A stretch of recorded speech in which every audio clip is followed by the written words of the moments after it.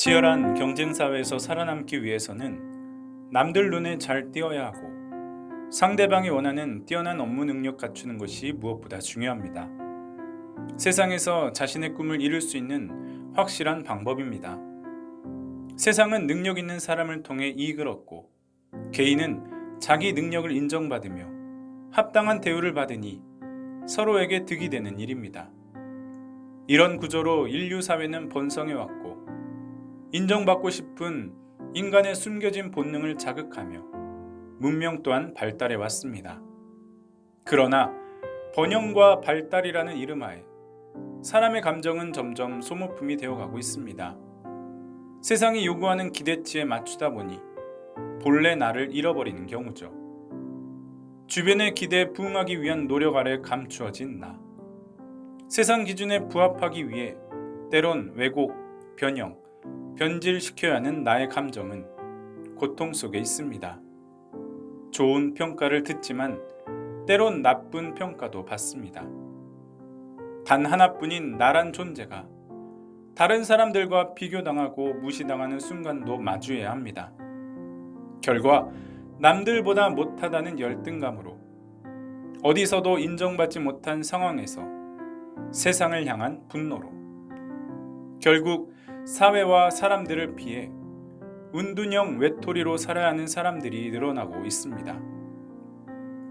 아마도 대다수가 여기에 해당되지 않을까요?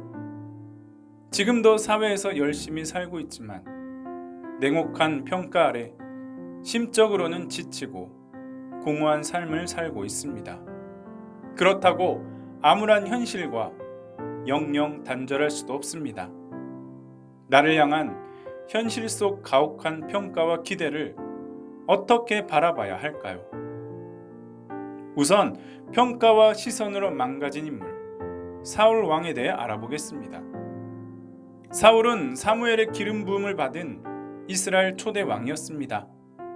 백성들의 많은 기대를 갖고 왕의 자리에 올랐지만 재위 기간 중 3번의 실수로 하나님이 후회하실 만큼 큰 신임을 잃게 됩니다. 그로부터 얼마 후 블레셋 군대와 마주하게 됩니다. 이전까지는 백전백승의 이스라엘이었지만 지금은 거대한 골리앗 앞에 무기력한, 전장은 패배감으로 휩싸인 불리한 상황이었습니다. 이런 위기의 이스라엘을 반전으로 이끈 인물이 있었으니 소년 다윗입니다.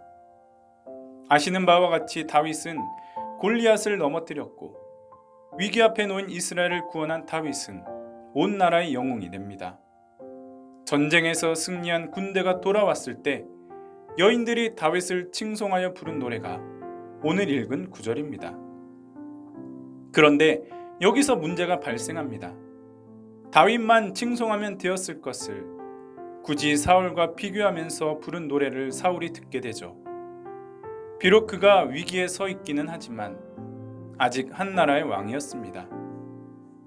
그런 사울이 너무 어려 전쟁에 나설 자격도 없는 다윗과 비교를 당했으니 어느 누군들 불편하지 않았을까요? 노래를 듣고 사울이 다윗을 주목했다고 나오는데 쉽게 해석하면 시기와 의심의 눈초리로 다윗을 주시하고 있다라고 보시면 될 것 같습니다. 사울이 받은 감정, 행동은 현재 슬픈 우리의 모습을 보는 것 같습니다. 왜냐하면 주변 사람들의 평가, 차가운 시선으로 인해 우리에게도 얼마든지 일어날 수 있는 일이기 때문입니다.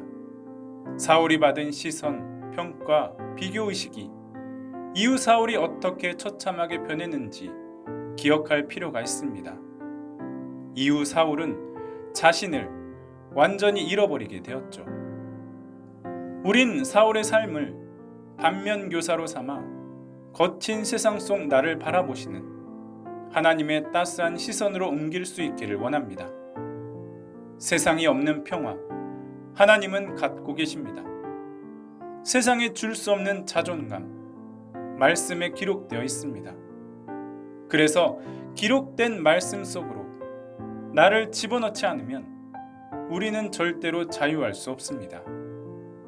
지금까지 남이 만들어준 나, 자신을 위해 살았다면 이제는 내 인생을 하나님이 새롭게 창조하시고 디자인하시는 새롭고 산 소망의 삶으로 살기를 바랍니다.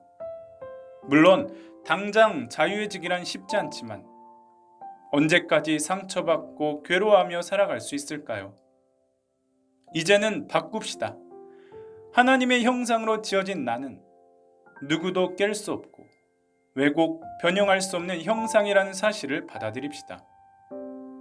이제 우리 삶의 목적을 영적인 삶의 좌표를 찍고 예수의 생애와 말씀을 묵상하면서 어떤 나의 모습으로 살 것인지를 결정하는 여러분이 되셨으면 좋겠습니다.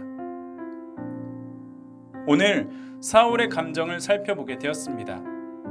사울의 행동, 감정을 현재의 시각으로 어떻게 해석되어야 할까? 그 속에서 현재 나는 무엇을 배워볼 수 있을까란 질문을 가지고 오늘을 사셨으면 좋겠습니다.